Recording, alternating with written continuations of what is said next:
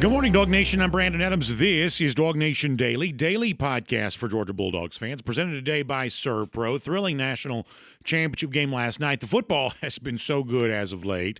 Really enjoyed that, although certainly it would have been much better if our team, the Georgia Bulldogs, had been in the game last night. Obviously, we'll talk about the Indiana win over Miami, and we'll do so through a Georgia-centric lens of what does it mean. We'll obviously have to touch on some of the Carson Beck stuff, of course.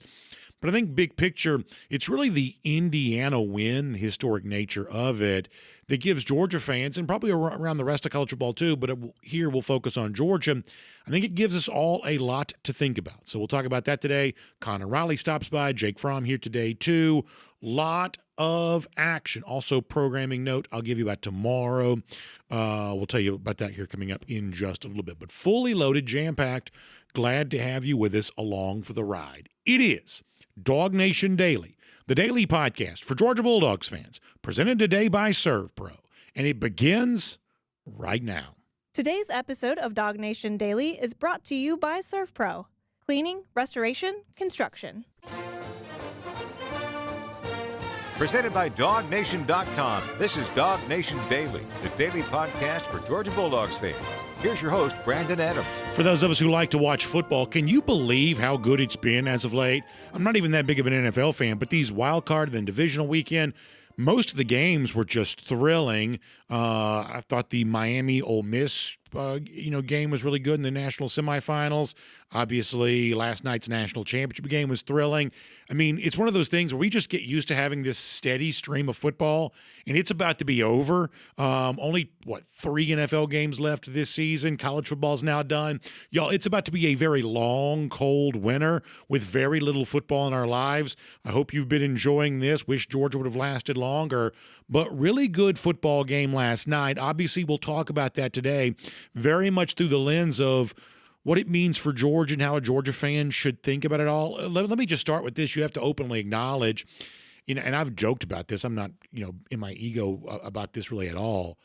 It is hard to be as wrong about anything as I have continually been about Indiana. I have doubted them. I've assumed it was going to be over. And it's not even really about me, but I am willing to acknowledge that for 2 years now, I have short-sold what Indiana is.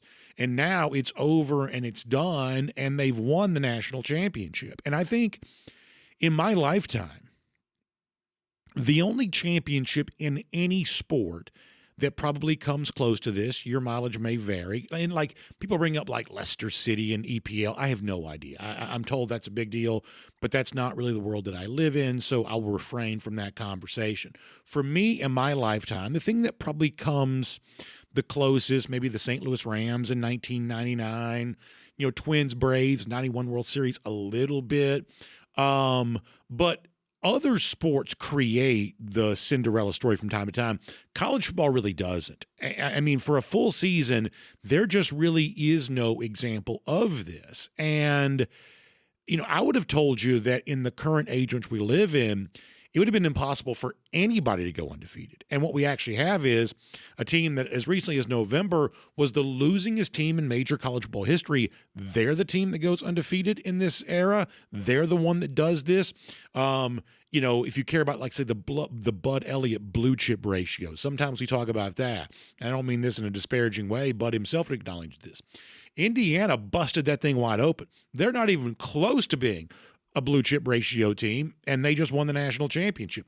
They have so flamboyantly subverted the paradigm through which I view college football, it's almost hard for me to even talk about it. It really is. And you're left to wonder, okay, well, how do you even describe what we just saw from Indiana? Truly about the most miraculous thing that I've ever seen. The only thing I can say is this. It's not a fluke. It's not. When you look at the success that they had and the statistics that they put up game over game to result in that success, I mean, the one thing you can say, I can't explain how it happened, but it was consistent and thorough enough that you have to say it wasn't a fluke. And we're going to do this for a couple of days. I'm going to look at something defensively tomorrow, something offensively here today. Let me give you an example of what I'm talking about. That if you look at Indiana and its scoring offense, for instance, they were third in America at 41.6 points per game. When you look at yards per play, and these are the two stats paired together that always make the most sense to me to understand what an offense is. Third in scoring at 41.6 points per game, 10th in yards per play at 6.79. Y'all, those are elite numbers for a team that ended up being elite. And part of the reason why I was thinking about that is because of something that I saw written about Georgia. We are now in way too early top 25 season, and I do love all these. And over the course of the next few days, we're going to get a lot into these. And part of I think the interesting thing, the early takeaway from some of these way too early top 25s that are popping up is for Georgia and a lot of these teams near the top, there is a wild variance in terms of how they're viewed. In a way we're not used to seeing with Georgia, but also some of the teams that Georgia's competing with. You're seeing, so-and-so ranked very high in one poll and not quite so high in another ranking. That's going to be an interesting conversation in and of itself, but when you look at the statistical dominance that Indiana showed in its championship season, I couldn't help but think a lot about that because of something I read about Georgia this morning. Brandon Marcello, writing CBSSports.com, for their version of the way too early top 25. Let me show you this on the screen. Now, Georgia comes in very high from CBS. They have them at number 3, early prediction for 2026. Let me read you, though, part of what Marcello writes. He says, Kirby Smart's still a master coach. With a quarterback, Gunnar Stockton, returning and running back Nate Frazier in the backfield, this offense listen to this phrase now, may finally step up with more experienced receivers. He also talks about the defense, but we'll save that for a different day. Interesting phrasing there from Brandon Marcello. We can bring that down now. That the Georgia offense, can it finally step up in 2026? And for a lot of Georgia fans, that, if we're being honest, is a very big question because of what they believe is just a degree to which the Georgia offense really hasn't stepped up since its national championship era of 2021 and 2022. And this is where I believe the contrast between Georgia and Indiana is so interesting. I gave you a moment ago, Indiana third in scoring at 41.6 points per game, 10th in yards per play at 6.79. Georgia nowhere near as impressive, though, and you already know this, just 28th in scoring at 32.1 points per game, and just 71st nationally in yards per play at 5.65. In other words, if you're a Georgia fan, and you look at the miraculous, remarkable run that Indiana's gone on, and if you want to say, hey, what does this mean for my team? What do I take from this? I do think just a basic, simple point that if Georgia wants to be an elite football team, it's probably got to start putting up a little bit more of an elite performance in the basic statistical categories. Now, a weird thing is Kirby Smart is always pushing back against this sort of thing. Hammering the media, sports writers, you media guys and your stats. He's always saying some version of that. But when you look at the truly elite team that we saw this year, Indiana, and the truly elite stats that it's put up on both sides of the ball, defense we'll get to tomorrow, I think you're left to conclude that what Georgia's doing on a game-to-game basis, not really elite in the most important, most easily understood statistical categories, helps explain why Georgia, for the third straight year, had to watch all of this on television last night, did not get the privilege of being a participant. Now, that doesn't mean that Georgia didn't take some strides offensively in 2025. I would say overall, the Georgia offense this past season was better than it was the previous year in 2024, and a lot of that came due to improvement in the running game. Season-long storyline, we addressed that a lot, and as recently as the beginning of this month, Mike Bobo, rare appearance with him with the media, he also talked about that too, that's what Georgia really committed itself to this year. And the thing that I think that Georgia hangs its hat on offensively overall is what it did to improve its overall rushing attack. In fact, Bobo went into vivid detail on that just prior to the Sugar Bowl. Take a listen to this from Mike Bobo. We're going to run the ball better. And, how you going to run the ball better? You lost 3-4 guys to the NFL. We're going to run the ball better because we're going to make it a priority for this football team. And, that was not just talked about when we got back. It was talked about every single day up until before the first football game, and it's talked about since. And we talk about it, and then we go out there and we live it in how we practice. And they embrace that. You know, if you weren't going to be hard, you weren't going to have a chance to get on the field on offense, and not just our offensive line and our tight ends, man. You know, early in the year, you know, they weren't getting a lot of catches, but they were playing extremely unselfish and blocking their tails off, not just in the core but on the perimeter. Our receivers, we were struggling to get the passing game going early, but our receivers were blocking their tails off. And then we'd have our Friday night meetings before the game, and going around, and I'm asking kids, what do we need to do to win? And receivers are talking about, I need to block on the perimeter. I need to strain, and those guys bought in. And I can't say enough about those players and their coaches getting their kids to buy in to our vision of what we want to do on offense, and totally unselfish. And I think that goes, to who we talked about earlier, our leader, Gunnar Stockton. He's unselfish. And then as the offense continued to pick up and we gained more confidence and we became, be able to do more than just run the ball and stretch the ball downfield and install more volume in offense, I think it's gave us more confidence, and we've become a little bit harder to stop.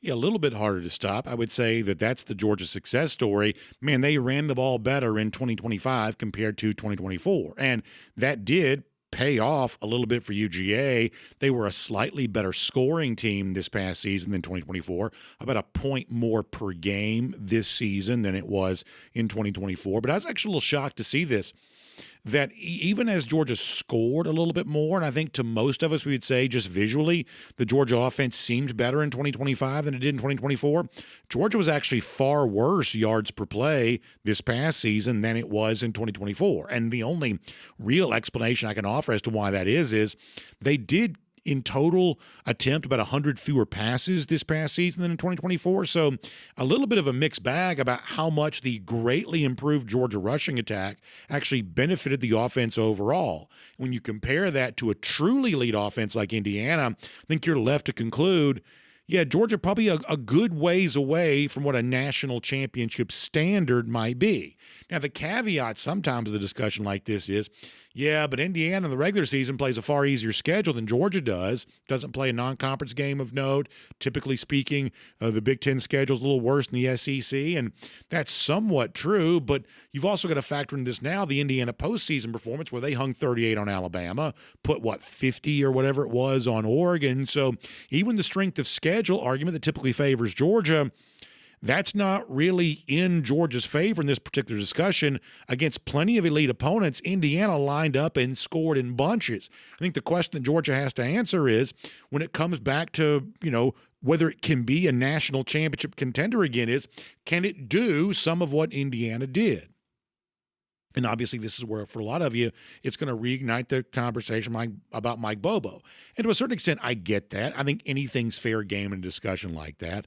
But I feel like that's such well-traveled ground now, I'm almost interested in something else. Not to say that's an uninteresting topic, and I'm not even saying it's unimportant, but I'm almost interested in other aspects of this discussion, as opposed to a continual referendum on what Mike Bobo is, what Mike Bobo isn't. Here's a question I would ask. Can Gunnar Stockton be Fernando Mendoza? And before you answer anything too quickly, I think it's fair to look at both sides of this. On the one hand, Gunnar's not quite as tall as Mendoza is. Mendoza is very likely going to be the number 1 overall draft pick. Gunnar's not typically mentioned in those kinds of NFL draft type conversations. On the other hand, Gunnar was a far higher rated recruit coming out of high school than Mendoza was.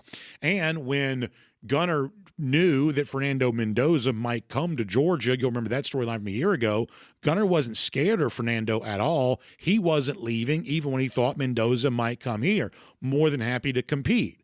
You wonder, can Gunnar then take that same mindset with him into 2026, and can he do some for Georgia offensively what a guy like Mendoza was able to do for the Hoosiers this year, creating the amazing offensive season they were able to have? I think that's a really big question, and I think it's going to require the kind of improvement from 2025 to 2026 in similar fashion what we saw from Gunner stepping up in 2025 compared to where he was at the end of 2024. This is a guy who's shown improvement before, but he's going to have to show more of that, and it's going to have to be on display more consistent game to game. In fact, Kirby Smart talked about the growth that Gunner had right before the final game of the season for Georgia against Ole Miss. Here's Kirby Smart. Yeah, we knew the minute that when we realized at halftime of the Texas game that Carson couldn't go, Gunner was going to be our guy.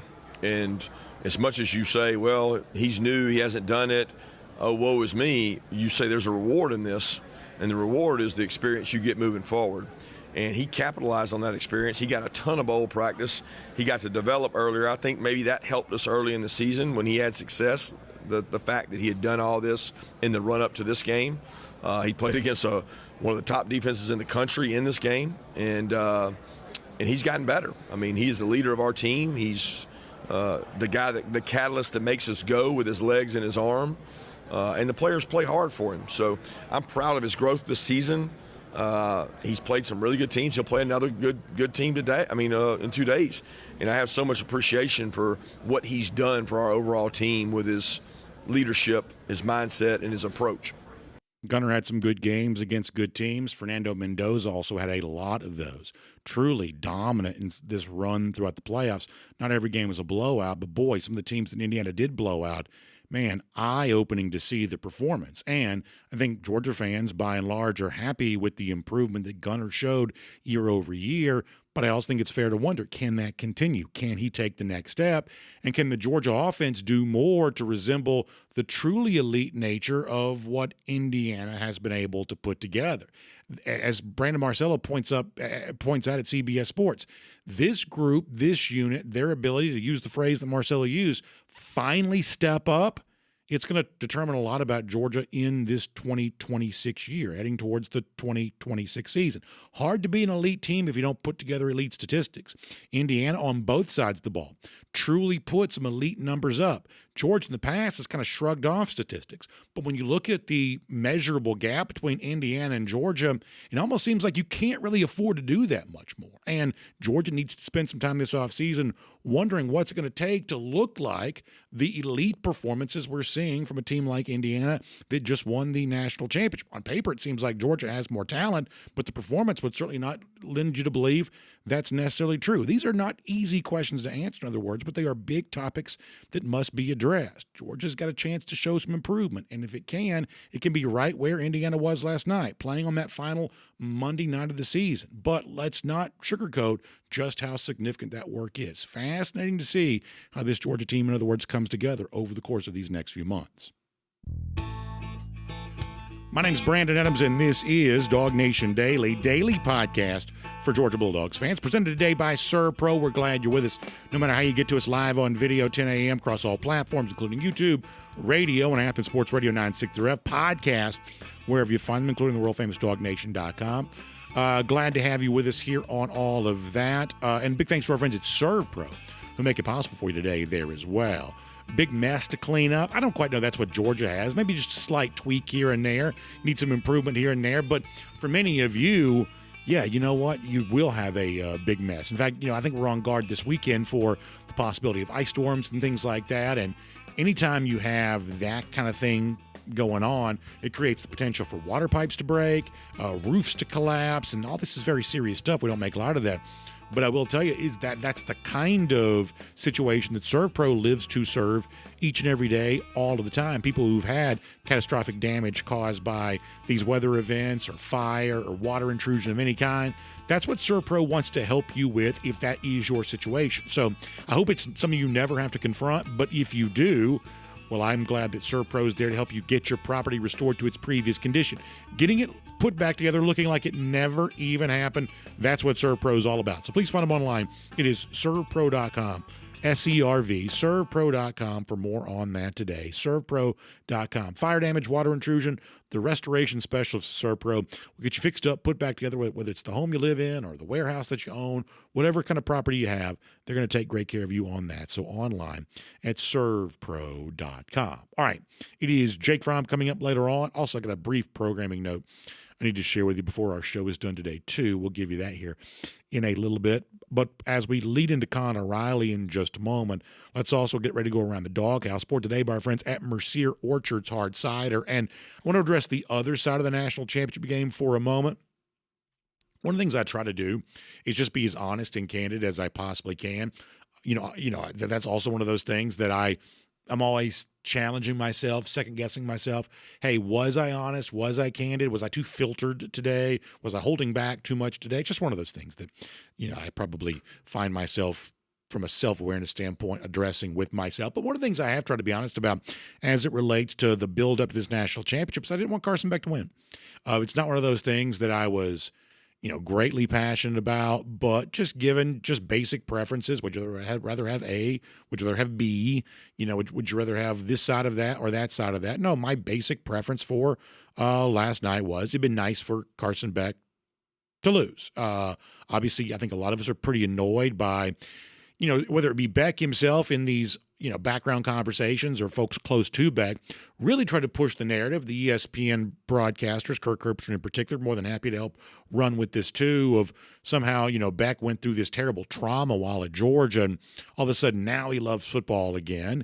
And so when Beck throws the final interception last night, you can't help but to a certain extent, I'd say for many Georgia fans, have that knee-jerk reaction of, well, thank goodness that's over. And I got to tell you, to a certain extent, I will say, thank goodness that's over. But I do think it's also worth mentioning this, which is, part of the reason why the Beck story got so much attention leading this game is look, it's like the phrase you've heard in life before, the winner gets to write the history. Beck was winning more so than Georgia. Therefore, he's in charge of telling his story. And Georgia becomes a little bit of a bit player, a secondary character with all the main character energy that Carson Beck had with his own tale. And if that's an uncomfortable spot for Georgia to be in, and I hope that it is, then I think what you've got to do is you got to make sure you're the one that's winning in the future, because when you're winning, you get to tell the story the way that you want to. When somebody else wins more than you do, you become nothing more than a bit player and however they choose to tell their own story. And that's a little bit about what we saw last night from Carson Beck.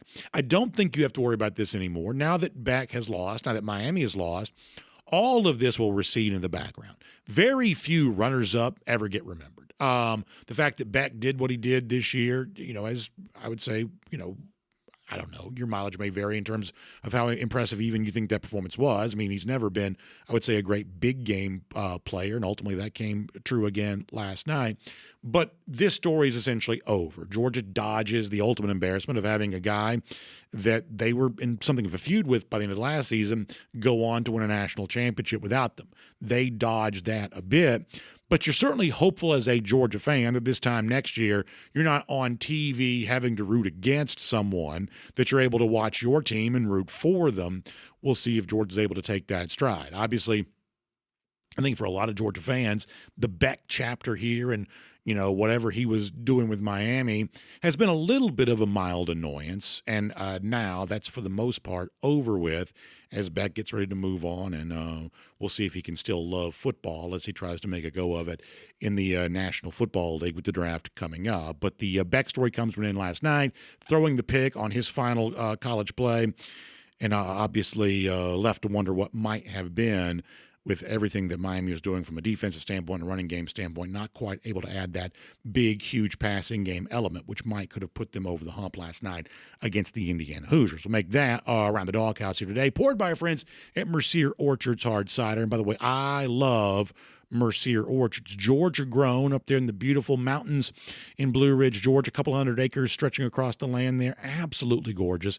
And the fruits that are grown, that wonderful soil, delicious apples, of course, everything else. They do all kinds of things in Mercier Orchard to making the fried pies and all the cool things like that. But for a lot of you, the way that you get your taste of Mercier Orchards is through that Mercier Orchards hard cider. All kinds of great flavors.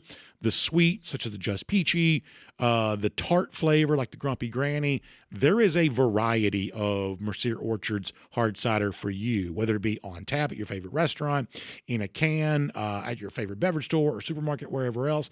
A lot of different places for you to find Mercier Orchard's hard cider. In fact, we want you to look for it and ask for it by name. We're trying to help this Georgia-grown company keep on growing and become as much of a household name for our audience as so many of the other things we've talked about throughout the years have been. It's a great story. They're growing by leaps and bounds. Everybody seems to love it, and we want you to try it today. So find Mercier Orchard's hard cider. You can just, frankly, search for it online. Mercier, spelled Mercier, Mercier Orchard's hard cider. Hope you'll check it out today. Happy to have Mercier Orchard's hard cider as a part of Around the Doghouse. Okay, before we're done, a lot of quarterback involvement in last night's national championship. We'll talk to Jake Fromm about that. But for now, on what we saw last night, what it means for Georgia going forward, and everything else, let's talk to Connor Riley here today on DawgNation Daily, presented by ServPro.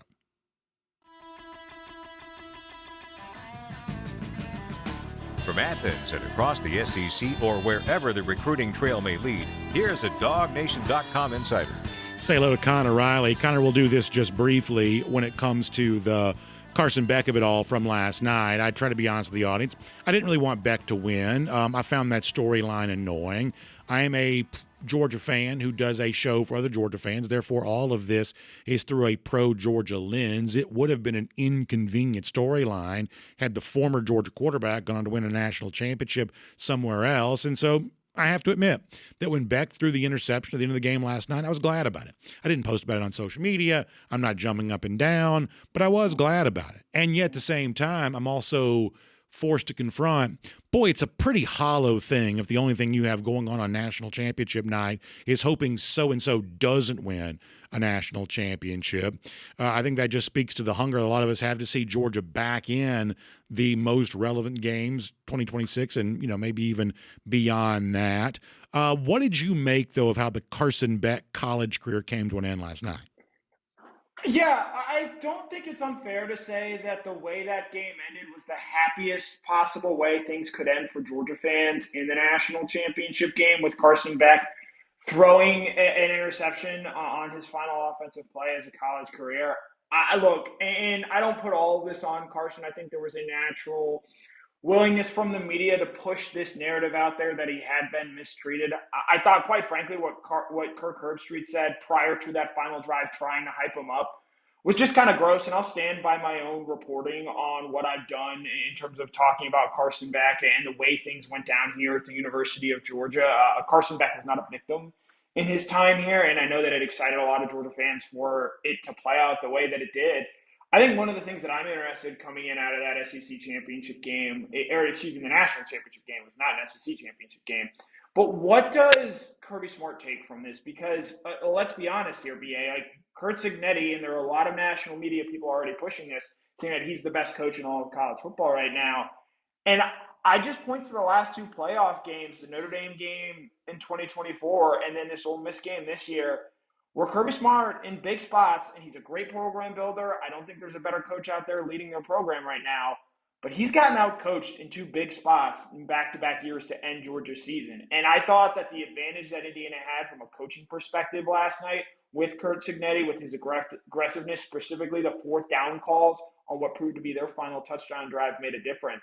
So watching that game, the thing where my mind sort of wondered, and you've seen some national media people push this out there, is how does Kirby Smart respond to this season? Because I think they've done some key things well. I'm interested in seeing what comes next for Georgia and how they improve in that area of the field when it comes to game management. Because, look, we've said it about the Sugar Bowl game. I thought the coaches lost it more so than any other player on the Georgia team was at fault in that game. Yeah, I mean, I think you can point to some specific in-game decisions that Smart made that are pretty curious, and I think they are justifiably second-guessed. I also will say that, look, I don't know this means that Curt Cignetti is a better coach than Kirby Smart. I'm not going to probably say that yet.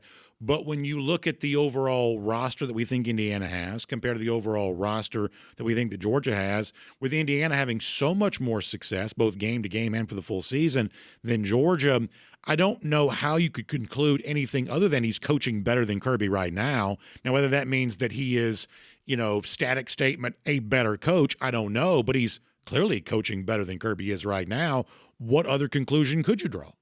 Right, And it's a credit to Kurt Cignetti for, finding an inefficiency in the game and having such an old roster, because we heard all year about how young this Georgia team was going to be and how that impacted things. And you heard Kirby Smart from the rip talk about how young this team was and how it was going to have to grow over the course of the season. This Indiana team was far from that. I think their average age is like 23.1 years old. The Green Bay Packers, an NFL team, was 23.9. They had a roster largely of grown men. Now, that's going to be hard to replicate in a year-in, year-out basis. And I think when you look at the transfer portal and how Georgia did this year with it, they've done a better job of aging up this roster to where they're not going to be quite as young as they were a season ago. But I'm very interested in seeing how Kirby Smart responds to what has played out in college football, because, look, Georgia still won the SEC this season. That's an incredible, difficult thing to do. That is not some accomplishment to be just thrown away. I'd rather have Georgia's season, quite frankly, than say what Oregon had, than say what Miami had in that regard. Heck, even, we could look back 5 years from now, and while, yes, Ole Miss beat Georgia, depending on how the Pete Golding hire goes, you probably maybe even have Georgia's season 5 years from now than what Ole Miss got to experience this year. But I do think that Kirby, and I'll be interested in seeing how he responds, because I know that he's going to, because that's the kind of person that he is, how he responds to the season and what sort of tweaks that he makes going forward.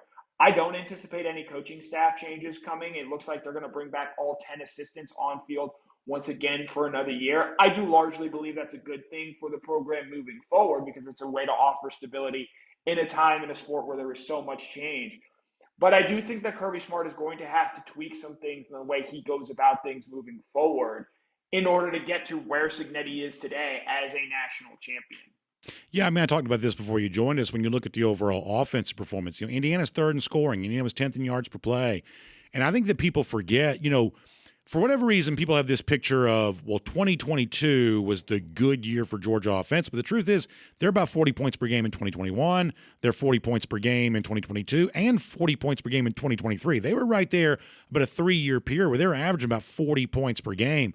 My gosh, Connor, the drop-off since then has been huge, and some of that is attributable to the fact that Georgia just does play tougher schedules than it once did.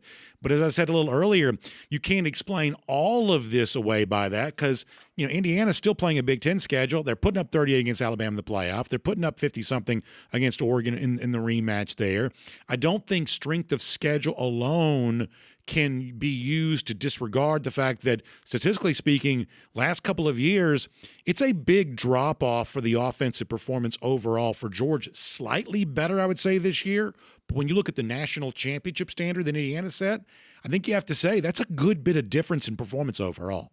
Yeah, and to me, the simplest area to identify and why it's gone that way is Georgia just has to find a way to be more explosive on offense. And look, Gunnar Stockton's first year as a starting quarterback, they battled some injuries there on the offensive side of the ball. This team, as Kirby Smart said at the midpoint of the season, just not a very explosive team. And I think that's one thing that they've got to work on going forward, because I think going into next year, they have the basis of a team that is going to have a solid offense once again. You like what they have in the running game. I know Gunnar Stockton is not perfect, but he still brings a lot to the table in terms of what he can do and in terms of managing long drives and being an effective weapon in the red zone there. I was watching that Fernando Mendoza run last night, and one of my first reactions to it was, boy, it sure would have been nice on a key down and distance in the red zone there if Georgia had maybe been more willing to run Gunnar Stockton on a final play call instead of maybe throwing the football. But from an offensive standpoint, I thought Mike Bobo did a very good job this year with the hand that he was dealt. I think the biggest thing from this offense going into next year, in addition to just finding out how do you replace Zachariah Branch, who was such a large part of what this Georgia offense was, how do you become a more explosive offense? Yes, Gunnar Stockton needs to do a better job of pushing the ball downfield, but I actually thought he made some good throws to the outside over the course of the season. I would not say that was not a strength of his this past year. They need to find a way to have more 3-4 play touchdown drives rather than a lot of 8, 9, 10 touchdown play drives. I think that obviously comes up in the passing game, but I think you want this running game to be a little bit more explosive as well. You think back to that Mississippi State game and how well they played there. Georgia was ripping off long runs repeatedly. I think for Nate Frazier, someone who's going to get a lot of love, we gave him a lot of love prior to last season. I think you and I would both agree over the past 6-7 games of the year, he lived up to the expectations we had for him. One, if he continues to hold on to the football, two, he's got to be a guy that turns those 6, 7, 8 yard runs, something we saw him do even in that Ole Miss game. he's got to find a way to turn those into 20-yard runs. Can he make that defender at the second level miss? Can he run through them? Can he run around them? That's the thing that Georgia, I think, needs to do to take that next step offensively. They simply need to find a way to get more explosive plays. And that's, quite frankly, going to be hard to do with Zachariah Branch heading off to the NFL. So away from Georgia, just looking at the game last night with Indiana and the season they put forth, this is probably recency bias, but as someone who cares deeply about college football and understands what the typical champion looks like, I think I'm comfortable saying the Indiana story is the most amazing thing I've ever seen in sports. The only season-long team championship that even comes close for me is probably the 99 Rams. I said that a little earlier, from a Vegas odds to win the championship before the season began. It's at least in the same ballpark. But random things happen in the NFL all the time. The year before the 99 Rams, Falcons went 14-2. I mean, weird things happen in the NFL. Weird stuff for a full season just does not happen in college football. I'm almost at a loss to even describe how it is that Indiana did this. There is nothing on paper other than their week-to-week performance that suggests this is even possible, and yet they've been doing this now going on 2 years, and they thoroughly dominated almost every team they played this year, and got close wins against the likes of the Ohio States and the Miami last night. How do you even describe what it is we've seen from Indiana? Yeah, so I think in terms of all sports impressiveness, and I hate to bring up soccer here, but 2015, 2016 Leicester City, when they won the Premier League, that is probably still the most impressive. How did they actually pull this off? But in an age where 8 months ago we had Steve Sarkisian saying that we'll never see a team go undefeated in this era of college football, and then Curt Cignetti promptly does that. It is incredibly impressive what Indiana was able to do. And, look, I was as skeptical as anyone on them coming into the season, but with the way they destroyed Illinois early in the season, and then they found ways, get a road win at Iowa, get a road win at Oregon early on. And then from there, I just think the confidence with this team built up each and every week. Now, do I think that this team would beat 2019 LSU? I don't. I think last night showed that this Indiana team has some flaws to them, and that the right, historically great team could find a way to beat them. But in this age of college football, when there's so much turnover, when there's so much chaos, the fact that Curt Cignetti was able to drive through it and be so calm and steady throughout the course of the year, I think really speaks to the job that he's done and the way that he has been able to assemble this roster. Fernando Mendoza, again, he's not the most talented quarterback of all time. While he's going to be the number 1 overall pick, I think there are some issues that I might see with him having at the next level.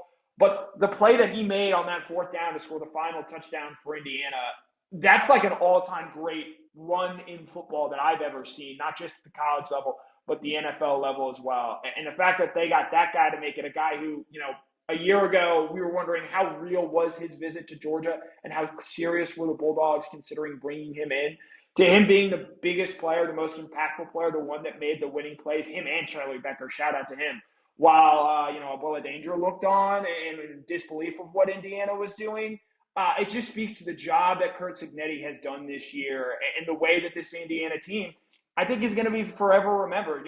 Not as the best team of all time, not as the most talented, but as the team that was able to sort of hack the system and figure out how it was able to win in this era of college football with so much control and, quite frankly, so much domination. Let me finish with this. I love way too early top 25s. I think they're really fun. We're going to do a lot of it over the course of the next couple of days. Here is my early takeaway on all the way too early top 25s. And it seems different than previous years, although admittedly I'm only basing this on my memory. I can't believe how much variance there is. Indiana is number 1 in the ESPN. They're, I want to say outside the top 10 in somebody else's. Ole Miss is 8 in one, 20 in another. Georgia's as high as number 2, I think, in one. But gambling odds wise, this is about as low as we've seen Georgia in a long time. That to me, it seems like, and this is always my favorite thing, day after the national championship, everybody's got their early 2026 thoughts.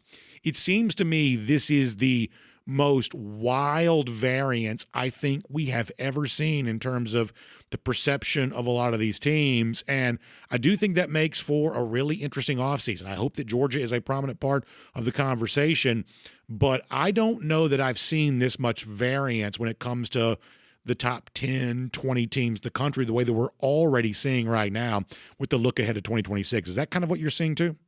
Yeah, it just speaks to where we are at this point in time in college football, especially with so many teams. I think now leaning on the transfer portal even more, and the roster turnover that we're going to see. I see Ohio State, some teams, so I think On3 had them at number one.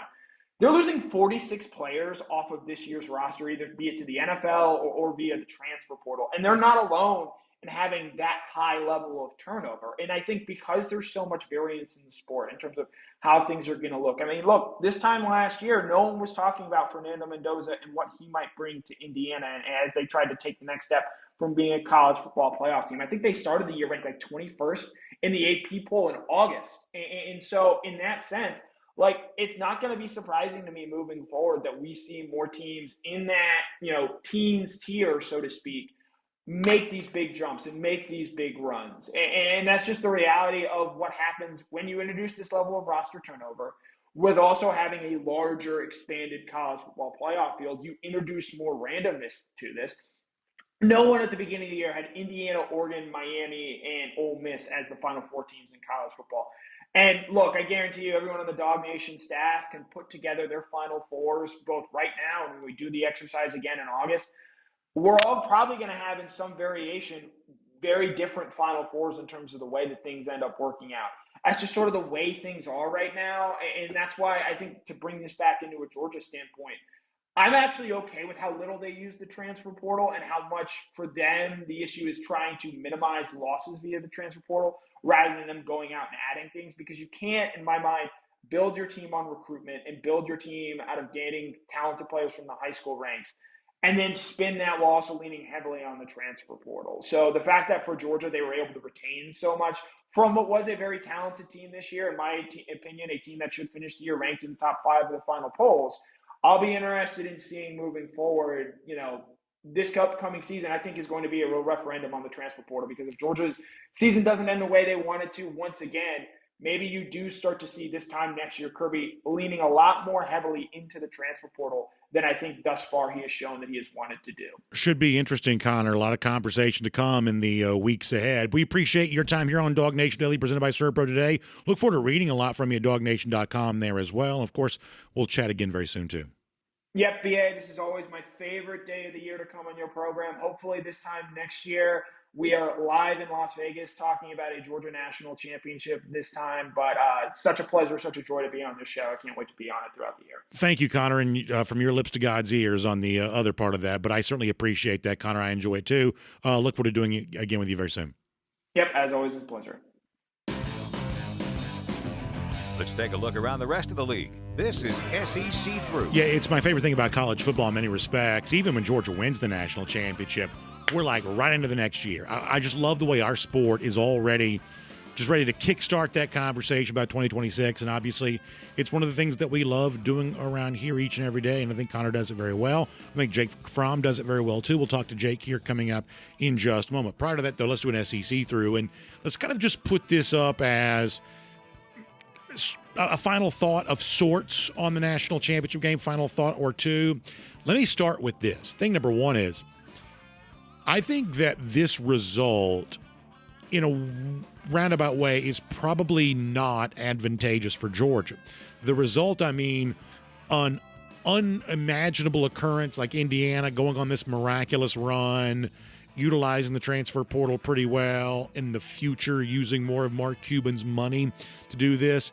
This is not really what Georgia wants college football to be. They want a more stable situation where long-time program strength, development for the NFL, all of that matters more. Georgia feels like it wins those conversations and those comparisons, and typically speaking, it does. But when you see the way in which Indiana just pulled a miracle out of nowhere, it's only going to create more teams that try to copycat this, which means more competition of teams willing to spend perhaps recklessly, certainly large sums of money, throw a bunch of chances at the wall and just hoping that something sticks. If you're a power program, and a lot of times we think of this as hurting the SEC, but in some respects it's also hurting a team like Ohio State too. The Georgias, the Alabamas, the Ohio States, these big power programs that have leaned on strength in the past. When you watch the Hail Mary pass of what Indiana's season's been, it's only going to make more teams try to do this. In fact, I think on a small scale, an SEC team like Kentucky's already trying this. Have you seen how aggressive they've been in the transfer portal and what they want to do with a young, hungry head coach? There's just going to be more of this kind of thing where across college football, and this is perhaps not an unfair question to ask, if Indiana can do it, why can't we? Why can't we marshal some money and do some deficit spending and take some risks and take some chances and hope it all just comes together? And if you're one of the established brands, one of the blue bloods, that does make it harder for you. And so I would say the number of teams that Georgia thinks it's competing with probably just went up because there are going to be a lot of other teams that traditionally have not been powers that view themselves as now having a chance because of what Indiana did. I also think it's amazing that Indiana had such an imbalance of fans in the stadium last night. This was a national championship game played in Miami's own stadium, and it was essentially taken over the majority, whether it's, I've heard 2/3, I've heard as much as like 70-30, I don't really know. There were, though, more Indiana fans than Miami fans last night. A, that ought to be a humiliation for Miami to the extent their fans even exist. But B, this is just what I've been saying that college football is. Most of the Indiana fans do not live in big cities, just like a lot of the SEC fans. Most of the Indiana fans live in these rural towns outside of Bloomington or somewhere like that, but their passion for their favorite team, in many cases their alma mater, Indiana has the largest living alumni base of any university, is just so intense. They're going to go take over stadium, even a game being played in their opponent's city. This is just what college football is. Compared to the professional sports, the thing that makes college football is its connection to the rural communities that support Indiana, or the rural communities that support Georgia, or the rural non-big city fans that support the rest of the SEC. That's just what college football is. And places like Miami and a major metro, a true major market, it's just not the same thing. It's just not. And that's the heart and soul of what makes college football what it is, and that's always going to be a bit of a challenge for the sport because of how different that it is than the other professional sports. I'll also say this, and after that we'll bring on Jake Fromm. You have to acknowledge that 3 different champions now of the last 3 years. You know, the SEC's clearly slipped from where it was, and the Big Ten has taken full advantage of that. I'm a SEC homer, always will be, but the SEC needs to start winning some more games. It needs to start doing a little bit better in the postseason. It needs to start having a little bit deeper runs in the postseason. Georgia's really supposed to be the standard bearer for the SEC. It is Georgia that needs to lead the way on this. I don't think you can watch what's happened since Georgia last won back-to-back national championships in 21 and 22 and not say the SEC has slipped a bit, and perhaps it's even slipped a lot. And I'm hopeful that within the SEC, and hopefully it's Georgia, but within the SEC, there is a hunger to regain this ground. A lot of us take a lot of pride in how good the SEC typically is, but the last couple of years, it has not been as good as it typically has been, and the results of the national championship, I think, prove that. Either way, for now, we'll make that your SEC through, and we'll get ready to bring on here Kroger Fresh Take and talk to the terrific former Georgia quarterback Jake Fromm here right now. Jake, thrilling game last night, amazing season, and a lot of quarterback play at the heart of all of that. First of all, thank you for being with us here. But to look at Fernando Mendoza and what he did last night, what he's done this season, what impresses you about a guy like that who really, not super famous before transferring to Indiana, but uses this platform to make himself, maybe the most talked about guy in the sport right now? How amazing is that to you? Hey, Brandon, what's up? Always glad to be here on the show. I think after watching the last night's game, the thing that impressed me most about Fernando was his toughness. Man, he got hit over and over again when he was throwing, when he was carrying out fakes. And man, he just kept battling, was resilient in the pocket, and ultimately kind of delivered the final blow there on the 4th and 5 on the QB draw. So, man, he's an athletic football player, very cerebral, very talented thrower. And I think his toughness was on display last night. Yeah, on that 4th down play, to even call quarterback draw right there, I thought was really interesting. And it almost seemed like Indiana was a little sloppy right before that. They're calling a timeout. That seemed weird. You run, Miami makes the defensive change. You run your guys back on there.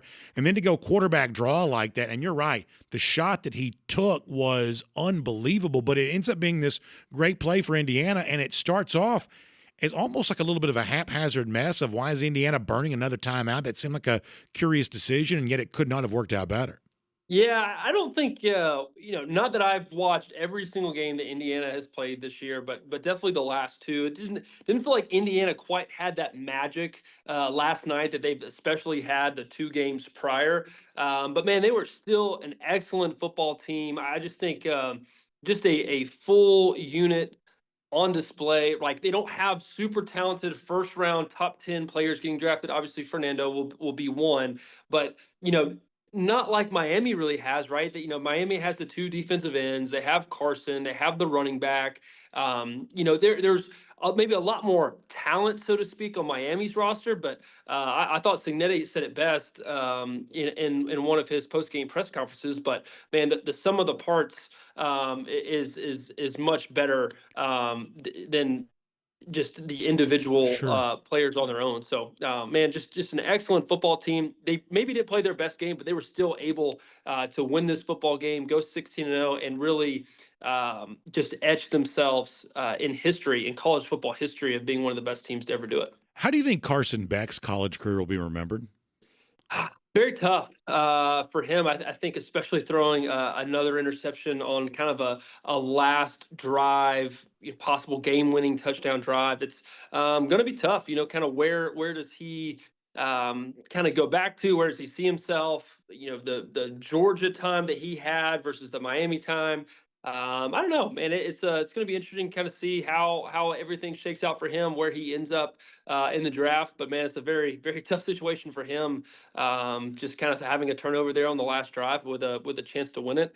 It's going to be kind of tough to get over that, I think. Yeah, I can tell you that speaking as a fan, you view this more as a quarterback. I obviously see this more as a fan. Fans did not like all the stuff throughout the playoff. And listen, I get it. I broadcast games too, and sometimes you just get hung up on one narrative, one storyline. I think the Kirk Herbstreit got way too hung up on the retribution for Beck, and now he's loving football again. And for the Georgia fans who were tuned in by the millions to watch this game, semifinal game prior to that, I just think that grated on their nerves. And I don't have a ton of ill will towards Carson. I really don't. But at the same time, I don't like what I feel like is a false storyline being pushed. So, Jake, I don't want to come down too hard on Carson, but I certainly don't apologize for saying that storyline was driving a lot of Georgia fans crazy. And the fact that we didn't have to hear that anymore at the end of the game, I do think Georgia fans were well within their right to be pretty happy about that. Yeah, I think the Kirk storyline, on one hand was trying to remove the wedge maybe between Georgia fans and Carson, but really unknowingly just kept driving that wedge, further and further down. So, yeah, I mean, look, when you look at Carson's career, his history, I mean, he is one of the more successful college football quarterbacks to ever play. And to me, you kind of can't claim the victim in this situation. You have two national championship rings in your pocket. You played for another one with a chance to win it. It just doesn't happen in college football. To play in three national titles is incredible. So the narrative to me is just kind of it got just way too much headlines, and ready for that to kind of be over. Let me ask you this as you look at 2026, and obviously we don't know how any of this is going to play out. Indiana to a certain extent came somewhat from out of nowhere here this season, but how do you think the stature that Georgia has changed, if at all? A lot of teams are a lot more transfer heavy than Georgia is. A lot of teams are spending a good bit more money than Georgia is. And yet, from a preseason ranking standpoint, we expect to still see Georgia pretty high. Their national championship odds are maybe a little lower than they once were. But what do you think of the overall stature of Georgia and how it either has changed or hasn't changed in light of all the change that's happening around it in college football right now? Where does Georgia fit into the mess? Georgia's going to try, and Kirby's going to try to do things his way. I think the most important thing following this prior season was roster retention. Hey, how can we retain our young core group of guys, keep them happy, get them ready for next year? Because there are some very talented young men on this roster who love Georgia, who love playing football, and are just very competitive football players. So for the most part, Georgia was able to do that. You're just going to have to play into what college football is now and go and get certain pieces to fill gaps and fill maybe holes in your roster. And it's going to the messaging part and getting people to buy into your program to say, hey, take less now for more later, come develop, get better, compete every single day, and you'll have a better opportunity to make more money later down the road in the NFL. It's just it's a tough pitch. And I think right now Kirby's doing a pretty decent job of that pitch. But man, the kind of money being thrown around, especially in this year's transfer portal, it's really tough for I just see these young men and these young players to turn down because I mean, it's very tough. What Miami's doing right now with the young Duke quarterback, and buying out his contract with Duke. I mean, it is absolutely crazy. Where Georgia fits in, I think trying to do it their way, and we'll get a better idea the success of that obviously after this next football season, and if Georgia was going to be able to sustain and keep doing that. I want to ask you one more thing before we let you go on a different topic. Let me remind folks, so it's our Kroger Fresh Take with Jake Fromm here today on DawgNation Daily. And, of course, as you head towards the new year, trying to maybe this week it's getting stocked up. I will tell you that there's all kinds of chatter about ice storms, things like that. My family, we got so much stuff planned for this weekend. It's going to be a total mess if we've got ice messing all this up. But there's a chance that's going to be the case. That means you got to get everything, right? The bread, the eggs, the milk, all that kind of stuff. Well, guess what? You can get it delivered to you as a Kroger Boost member for free, or you can stop by and pick it up for free, or you can earn twice the fuel points on the things you're already buying. And sure enough, Kroger for a long time has been a great resource for us when we have to stock up for these occasional winter storms we get around here. And so they're taking good care of us here right now too. So maybe it's time for you to become a Kroger Boost member. Check out Kroger.com/boost for more on that. That is Kroger.com/boost for more on that. You can become a Kroger Boost member today. Give it a try for free for 30 days and find out why it's such a great, convenient option for all of your grocery shopping. So, Jake, let me finish with this. And I'm curious of the quarterback mindset here. Obviously, Gunnar goes into 2026. He's your starting quarterback. And yet, the situation behind him got a little bit more credit this week. Georgia brings in a guy named Bryson Beaver, who had been an Oregon commit, and obviously that changed for him when his offensive coordinator went to Kentucky, and Dante Morris coming back, which is a huge surprise. And so now Beaver's going to say, well, that's not a great spot for me anymore, so I'm going to go to Georgia. And age-wise, he slots in behind Ryan Puglisi, who's there, and Ryan Montgomery, who people say some good things about. Hezekiah Melinder's also part of this too. But from a quarterback, and it's only human nature, I'm not a quarterback, but I am a human, that you feel like you've got your spot sort of reserved in the pecking order, wherever that is. And suddenly here's this hot shot from California who's got a big arm. He's going to come, and he seems like a great guy. I'm not making fun of him, but he's going to come in. He's going to crowd his way in. Obviously, he wants to play too. And of course, competition's the name of the game, and everybody always says the right thing publicly. But that's got to be an uncomfortable situation privately, right? I mean, there has to be some natural human emotion that takes over when suddenly you got another fresh-faced quarterback trying to crowd in on the spot that you think you have. What's it like for these other guys to have to go through that? Oh yeah, it's a very uncomfortable feeling, right? When you got a guy that you weren't expecting, especially that's young and very talented and has a high ceiling, just kind of plop up and show up in your quarterback room. Like, man, what's this guy doing here, man? Coming to shake things up. But man, competition is the name of the game, especially in Kirby Smart's program. You definitely don't want to shy away from it, and so you play the game, you embrace it, and say, hey. I don't necessarily like that this guy's here, but I know at the end of the day, he's going to make me better. And when you look at things from a fan perspective, yeah, man, things kind of shake out kind of nice, right? You're looking at the future, right? We're going to have Gunnar for another year, Puglisi for 2 or 3, and then you got this new young man and recruit coming in. So from a fan perspective, you're pretty excited about that because it does look like the nature of Kirby's and Georgia's success is having a Georgia quarterback be in the program, understand the way things are, and develop behind the scenes and be able to take the reins when it is their time. So, it's an uncomfortable feeling, man, as a quarterback. When you got a young guy in there, it's very talented. But that's the name of the game, and that's what you sign up for. Jay, great stuff. Thanks for being here as part of a Kroger Fresh Take today. We always appreciate your time. Obviously, interesting weeks and months to come for Georgia as they figure all this stuff out, what that depth chart looks like for 2026. And thanks for talking to us about that today. We'll see you very soon as a part of a Kroger Fresh Take. Yeah, thanks, Brandon. See you next week. Good stuff there from Jake Fromm. Before we wrap up here today, let me give you a quick programming note about something. So way back months ago, I think the thought was, okay, got a little bit of a voice issue going on. We'll get through the season, and then we'll figure it out after that. Well, guess what? The season is now over, and it's time to figure some of this kind of stuff out. I've actually gotten some really nice messages from some of you related to my voice lately. Oh, yeah, you sound great. It sounds like you're almost back to 100%. And it's one of those weird things where headphones on, in the studio, with the microphone, very comfortable environment. I think for the most part, I can sound the way that I always have. It's a little bit different.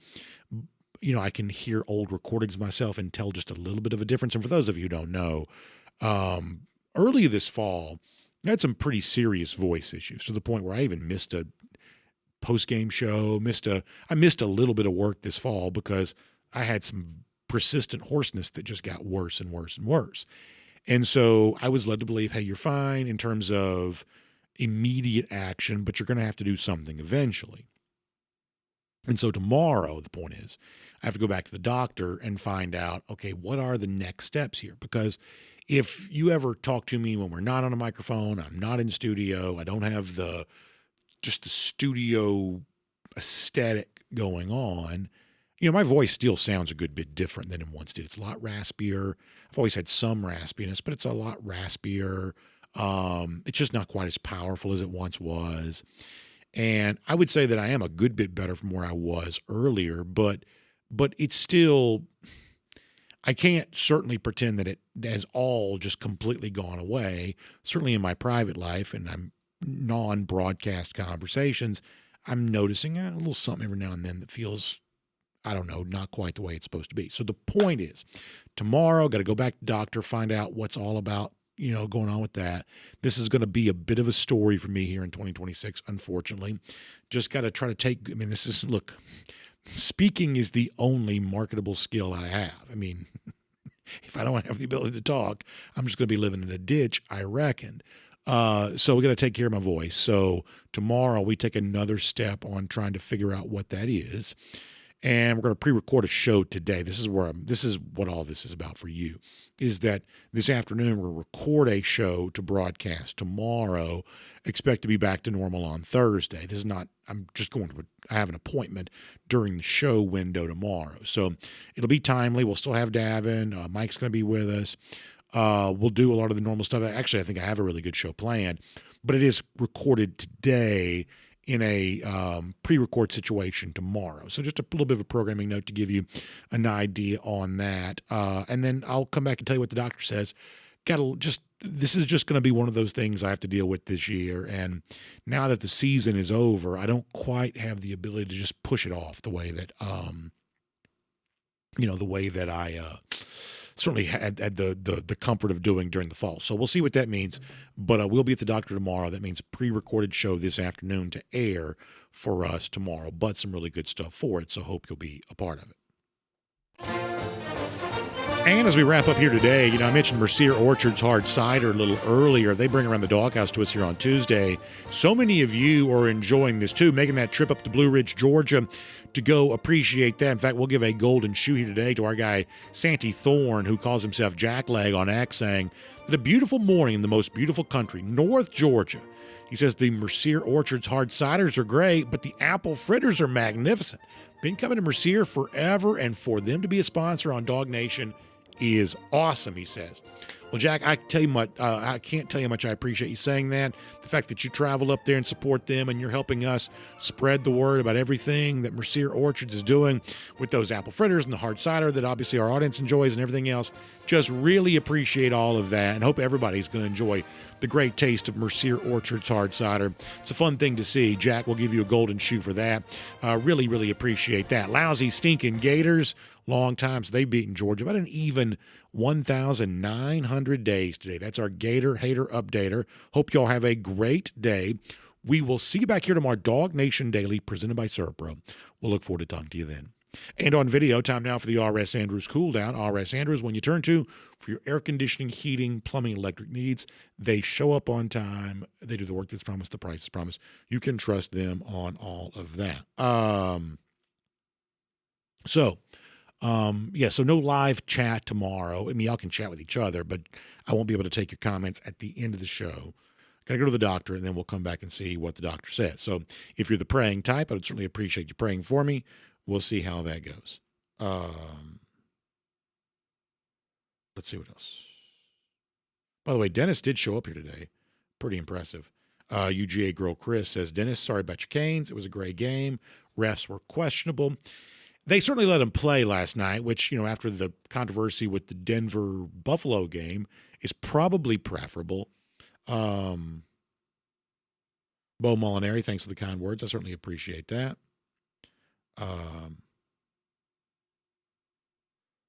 Appreciate that. Let's see what else. Only objective sports fan on the subject of Elo Mendoza. Yeah, I mean, Georgia obviously was put in the position where they had to go get somebody after the weird circumstance with Damon Wilson.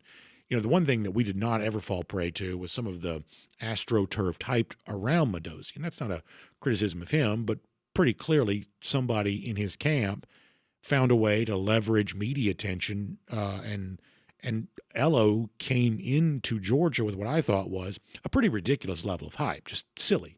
We didn't ever fall prey to that, thankfully.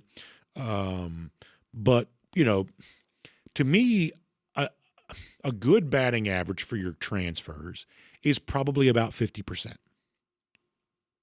I'd like to see you hit on about 50% of your transfers.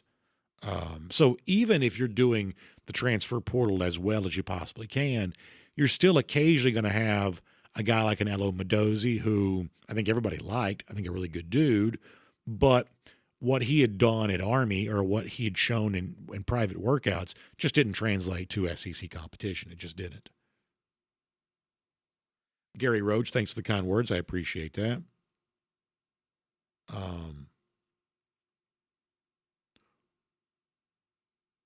Frank Patterson says, did you see that Fernando Mendoza's little brother hit the portal and is rumored to be going to play at Georgia Tech? I did hear that might happen. I guess now it has happened. That's interesting. I think that Georgia Tech finds itself in a very interesting spot here right now. It is hard to maintain success. And last year they were a top 25 team. They have this, greatly respected offensive coordinator, quarterback who's really one of the beloved players in the modern history of the program. And it's going to be different in 2026. Now, they're going to try to build a lot around Justice Haynes, and maybe that'll work. But it is a very different feel around Tech here right now. Jerry Dogfan says, what round do you think Beck gets drafted? I am not a draftnik, so I would say that I am at best, just as likely to be right as wrong at best. I think it's interesting for Beck, though, that he's probably always been something of a mid-round prospect. That's why he came back to Georgia in 2024, because he didn't quite crack that first round in 2023. I think even with the injury a year ago, probably would have had a chance to be a mid-round prospect. And I think leaving Miami now, I think is probably still a mid-round prospect. As I said before, I wouldn't ask you to put one nickel's worth of stock in my draft analysis because I'm not a draftnik. But I'm guessing he's about a mid-round draft pick, I'm guessing.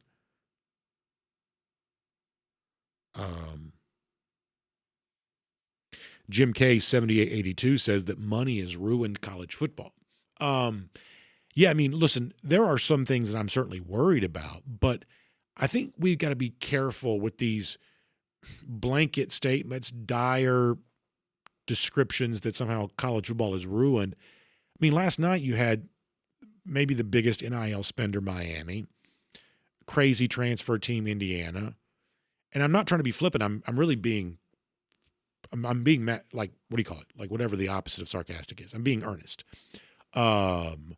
Did college football seem ruined last night? I mean, I hated it because Georgia wasn't playing, but I'm also a partisan, right? I mean, to me, what's ruined is when there's a game like that Georgia's not in. That's what's ruined for me. But to the extent that I take that hat off and put my objective hat on, boy, sports seemed in pretty good hands last night. That was really good entertainment. It really is. And I think if what I'm saying is true, then I think that I think it's got to affect the way we talk about college football. I always keep the $1 million bill on the desk. And one of these days, we're going to talk more about the $1 million bill. But in simple language right now is if you're a college football fan, I think overall, you don't have to be afraid of money. You don't. There is more money in the sport than there used to be, but it's not making the games less fun to watch. It's not hurting the overall popularity of the sport. It's a different conversation than we once had, but is it a worse conversation? To me, so far, it's not. And this is an opinion I've evolved to have, a little bit different than what I once had. And I'll tell you right now, I think that college football, if it wanted to, the problem is there's not always the kind of bold courage you want to see at the very top of some of these, key decision makers at the NCAA level. But if college football wanted to argue, we are an amateur sport, I think it actually had better grounds to argue that than it's ever been given credit for having. For instance, Olympic athletes don't get paid. I mean, this idea of, you can't be an amateur sport because, you're making, billions of dollars off TV rights. So are the Olympics. If you win a gold medal for the United States, you get like a $30,000 bonus or something along those lines. Now, you can have all kinds of endorsement money, but you don't get paid for participating in the Olympics. You get a bonus if you win the medal. But nobody seems to think that's that big of a deal. It's amateur. And the fact that, huge TV revenue is associated with the event doesn't seem to ever cause anyone to question the amateur status of the event. Now, you don't have to be an amateur to participate, but most of the people who do participate are, to a certain extent, amateurs. But that doesn't seem to bother anybody. And they don't get paid for doing the Olympics, which is the only thing that anybody cares about in a lot of the sports. But no one ever really effectively made that argument. They were actually scared to make that argument. People who wanted college football to be a amateur endeavor just got bullied. They just got bullied off the internet. They got bullied out of the public square. And college football just gave up, college athletics in general just gave up the fight because once they got public pushback, they didn't have the ability to stand up and say, no, we're doing something good here. And I'm sorry you don't like it. I'm sorry you want to tear it down. But critic of college athletics, you've never built anything in your life. So therefore, why would I take you seriously here when you want to tear my thing down? They could have made that argument. They just didn't. So now we have the world we live in now. And for the most part, programs have pivoted okay. They're handling the NIL part of this pretty well. They're even handling the transfer portal part of this pretty well. It's chaotic, but the sport's still thriving.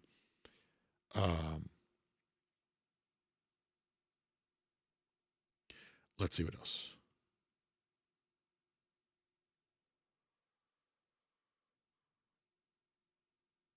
Let me go to DawgNation.com.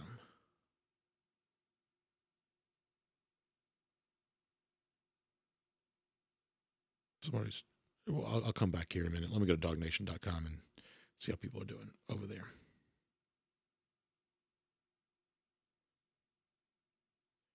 And one of the things, like I said, we'll get into the next few days is I think what a sort of an interesting sprinkling of Georgia's ranked so-and-so in this poll. And so we're just seeing a little bit wider spread for predictions for Georgia than we're used to seeing. Randy Hall, thank you for the prayers for tomorrow. I appreciate that. Baruch Dog says money has not ruined college football as much as a lack of money has ruined what Georgia Kirby is all about. Yeah, I mean, and listen, look, Georgia's still going to be one of the teams with among the best chance of winning the national championship next season in 2026. But I do think the way we talk about things matter. And if we talk about, money's ruined everything, somebody needs to fix this, I do think it creates a scenario where we all just sit around in a holding pattern waiting for someone to come save the day and regain a certain sense of normalcy. But that's not happening. No one's coming to save any of this. And I do think that Georgia has to ask itself, what is the plan with some teams spending as much as they're spending? Because that's not going away. It's not. And, it's frustrating for me because I want Georgia to win everything. I want them to get all the best players and win all the games, and I want all that to happen. But, given the fact that there are others who are just spending so much money, what does Georgia plan on doing about that? Because if it's sitting around hoping for a rule change or a rule to be enforced, I've been saying this for a while, that's just not going to happen. It's just not going to happen.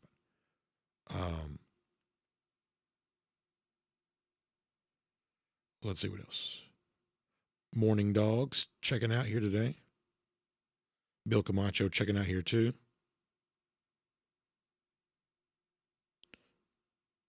Matt Rugvina says what I need to do is take a legit 2 to 3 week break. He says I'm no ENT, but I guarantee that's going to be the doctor's recommendation. The truth is like I went to multiple doctors during the season, and that's not really what they said. And I appreciate your advice, Matt, of course. But they really downplayed the notion that somehow going total silence for a couple of weeks was going to make a big difference. In fact, there were a couple of weekends where I didn't say anything. They said that's only a weekend. That's not, 2 or 3 weeks. And maybe I hear something different tomorrow. Maybe that's the case. But because listen, this is my livelihood. This is how I feed my family. And I have very hungry kids. So I have to, whatever it is, I've got to take it seriously. This is not something I'm choosing to be cavalier on. But I mean, I got pretty consistent advice that it was not going to necessarily make it better just to not talk for 2 weeks. So we'll see. We'll see. I have had other doctors outside the ENT realm say something along those lines of, this is just a classic case of overuse or something like that. And maybe they're right. They're all smarter than I am. But the ENTs themselves, and I've seen multiple,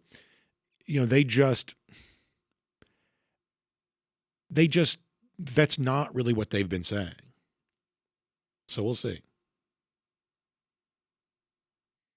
Matt Rugvina says you could do the show and just type your response, let computer read it on the air. Hey, listen, one of these days, maybe so.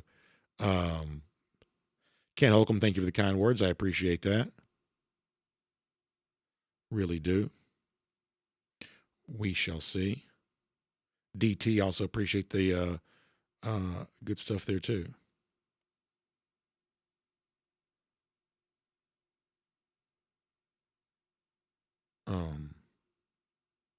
Let's see what else is going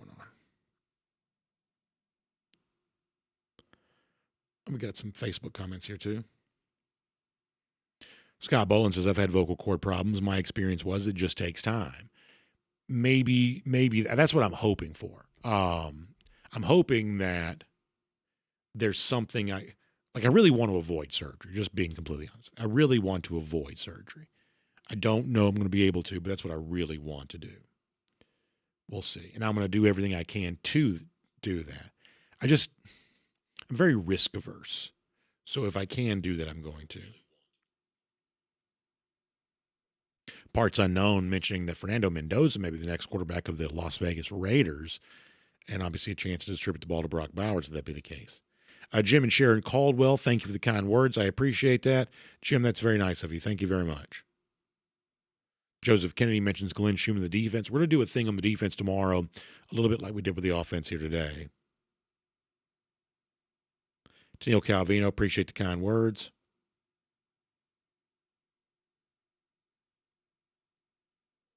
Gary Holt says you need to listen to your doctors and get it taken care of. Not good to keep putting things off. Yeah, I wouldn't say that I've necessarily put it off. This has always been when the doctor's appointment was scheduled, right? We had conversation, this was when it was supposed to happen. I put it out of my mind because it was always easy to think this was something way into the future. But the appointment's been on the books now for a while, and now it's here. And I'm the kind of person that, I think y'all know this. We're going on 11 years of doing this show. Do you know, in the 11-year history of DawgNation Daily, or approaching 11 years, I've had one sick day in the entire 11-year history of doing the show. I just don't get sick. I don't get sick. I don't participate in that sort of thing. And so obviously to have an ailment that has to be taken care of is a very different type of thing for me because illness by and large is just not something I participate in.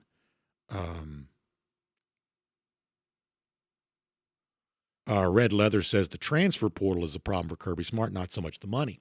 I think they really handled the portal pretty well this year. I really do. You're going to lose a couple of guys, and there are going to be a couple of guys you'd rather not lose. But, I mean, to Georgia's credit, I think they handled all of that very well. I do. It's pretty obvious that Georgia feels like it has a deep and talented roster, and it wants to hold it together. That's its plan, and we'll find out how well it works compared to the other programs who – because let me tell you what's going to happen as the year goes on. Like a team that's not a huge part of the conversation right now, like say LSU, going to be much more part of the conversation. You know, right now Miami, we don't really know about them, you know, but if the Darian Menza thing really does happen, you know, it's like some of these teams that are going very heavy transfer, very big expenditures. You know, some of the hype around them is going to come a little later, and we'll see if that starts to take place, how much of that displaces some of what's being said about Georgia.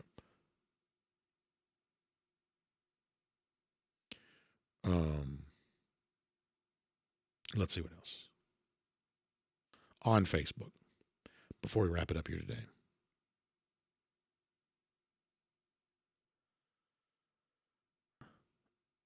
Thank you very much, Miriam. I certainly appreciate that. Very kind of you to say that. Joseph Kennedy and Bill Sanders talking about Tech prediction here 5-7. Probably taking a little bit of a step back. Jabril Hill mentioning Ruben Bain from Miami. I tell you, man, that was the thing about Miami that I thought was going to win them the game last night. They're just so impressive up front, both offensive and defensive line. And, you know, I thought they were getting after Mendoza a little bit, but ultimately that wasn't enough to win them the game. But Ruben Bain, very impressive player. Very impressive player. Jay Shipe says, BA, in 10 years, 1 sick day, but 113 paid vacation days for cruises. Perhaps that's the case, Jay. Perhaps that's the case. That's very funny. Very funny. G. Gray's on the subject of the older Indiana players. And look, we said this, you know, when you looked ahead to the semifinals going back a few days ago, that I do think for a lot of these teams, you know, like Georgia, who are still mostly building a traditional way. And you know what? Ohio State is like this to a certain extent, too. This is not just a woe is me for Georgia or look what happened to the SEC. For a team like Ohio State that very much operates and always has operated like an SEC team, you know, they're dealing with some of this, too, where – you know, I think they're questioning if they're old enough. In fact, if you look at the transfers they brought in this cycle, they're seemingly trying to get a little older too, I think.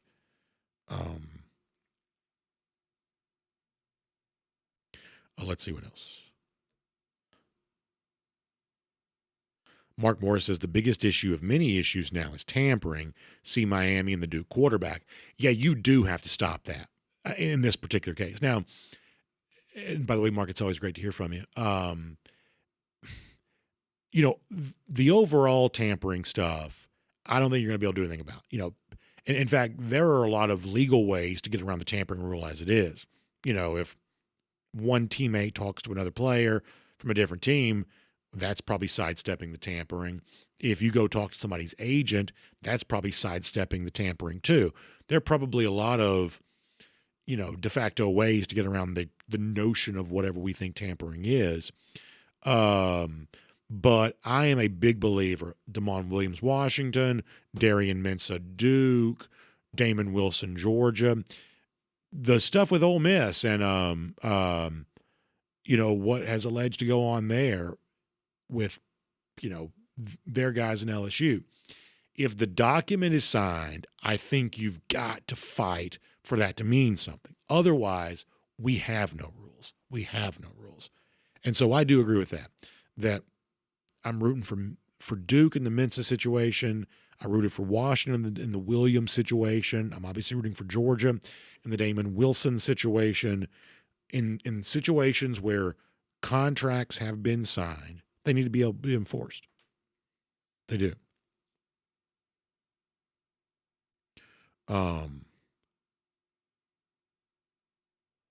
Let's see what else.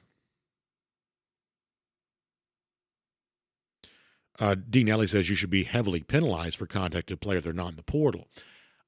In a roundabout way, I agree with that, but this is one of those things in professional sports, like true professional sports. This is also a very hard thing to police. It's just one of those things that there are a lot of ways around this.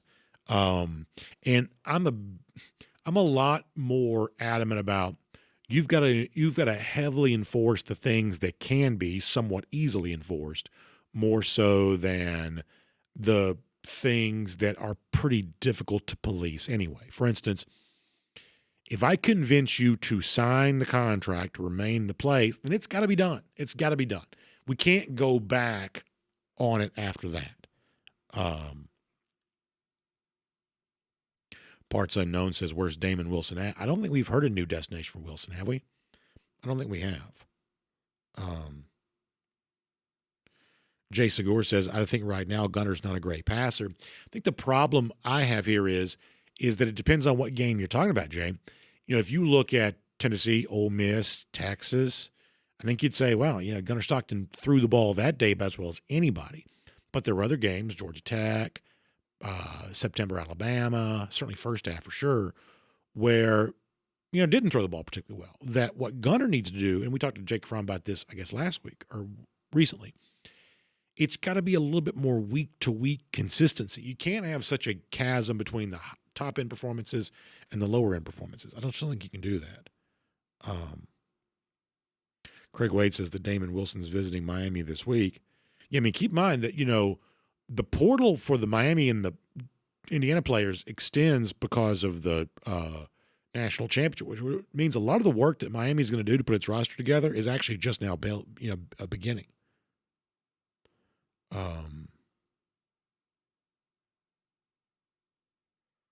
All right, final comments.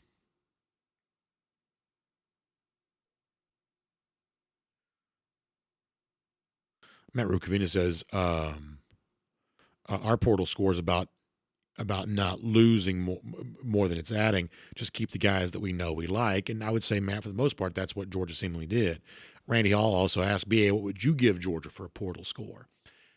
I think I'd give him at least a B. I don't know that have enough comments say, yeah, it was an A performance, 9 out of 10, something like that. I don't know that I could do that, but it feels like at least a B to me, right? At least a B. I'm pretty happy with it overall. I think that Georgia so far had a pretty good offseason. I think. All right, final comments, and then we're going to go. DMart42, appreciate the kind words. Jim K, thank you very much as well. Appreciate that.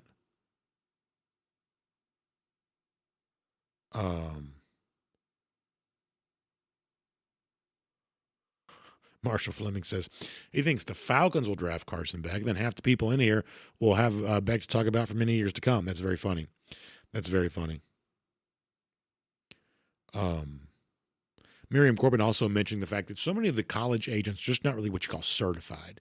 They are, you know, agent in a very loose way. And I do understand what Miriam is saying when it comes to, well, you want, you know, better agents that the players can trust more. And in one respect, I think that's 100% true. I also, though, get a little bit concerned with what's going to become, if it becomes, we're going to have certified agents. We're going to have true professional agents. What that's going to lead to is a good bit of consolidation in the agent space. The major firms are just going to have the lion's share of the clients. And when it comes to any kind of future collective bargaining, players just do whatever the agents tell them to do. I mean, the agents make all the big decisions. Every players association vote is really a vote of the agents more so than it's a vote of the players. That's the world the agents live in. The players play, agents do the business side. And college football is very different than the NFL when it comes to its workforce, to the extent you want to call it that. It's just a lot more. There's a wider variety of, don't want to say ability levels, but certainly marketability levels, wide variety in that. We see this sometimes in golf where the guys ranked outside the top 125 of the PGA Tour are trying to strike a very different bargain than, like, say, Roy McIlroy is or Scotty Scheffler is when it comes to the agreement they have with the PGA Tour. Well, college football is going to be way more like that because there's just way more players. So for the average player who just wants a fair deal, I don't know how well he's going to be served by one of these major consolidated agent shops that's representing, 500 players.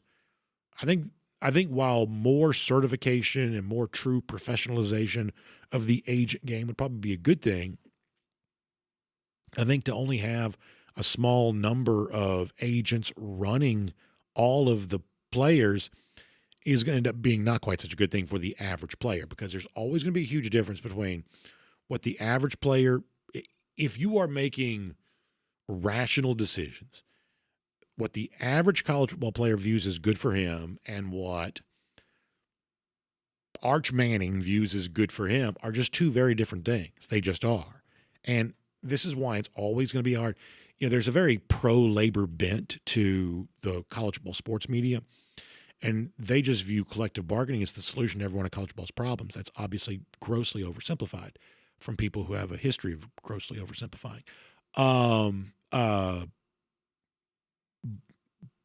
But this is one of the reasons why that's true, is because just the sheer size of the college football workforce is so different that if I'm like the backup linebacker at Kent State compared to the starting quarterback in the SEC, just what we want from our college experience is just going to be a very different thing. All right. Lance D mentioning ESPN, the way too early. We're going to do a lot of way too early stuff with Georgia in the days to come. We are. We're going to do a lot of that, how different some of these are. All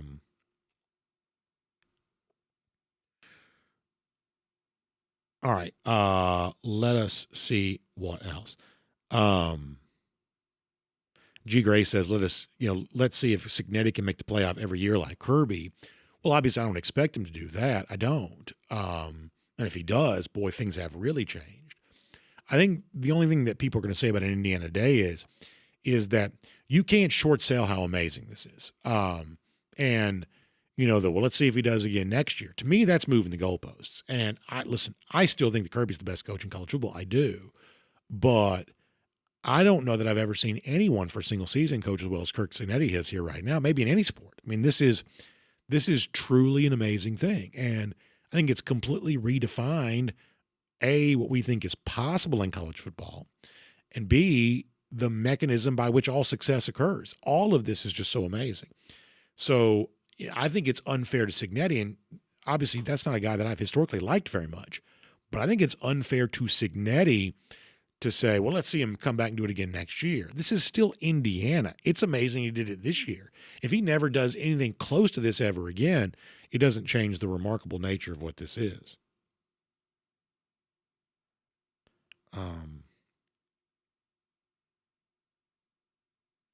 All right, we're going to go for now. Y'all check out RS Andrews online, rsandrews.com. Air conditioning, heating, plumbing, electric needs. Very cold coming up this weekend. That means you want your heating system to be ready for it. Winter storms, things like that. That causes electrical issues too. RS Andrews can serve you if you've got some issues with that kind of thing. All those systems in your house, heating, electric, your plumbing. Don't let a pipe burst. Make sure, by the way, you get those covers fitted on the pipes on the outside. That's going to be really important. We're just going to get ready for the winter weather, and any kind of issue you have related to that, whether it be a heating system that's not working as well as it could or damage caused by some of the stuff that comes in, RS Andrews is there for you. So find them online at rsandrews.com. You'll have a great day. We're back tomorrow for DawgNation Daily presented by ServPro. And then I'll see you back here Thursday for live comments once again. But show tomorrow, DawgNation Daily presented by ServPro. We will look forward to talking to you then.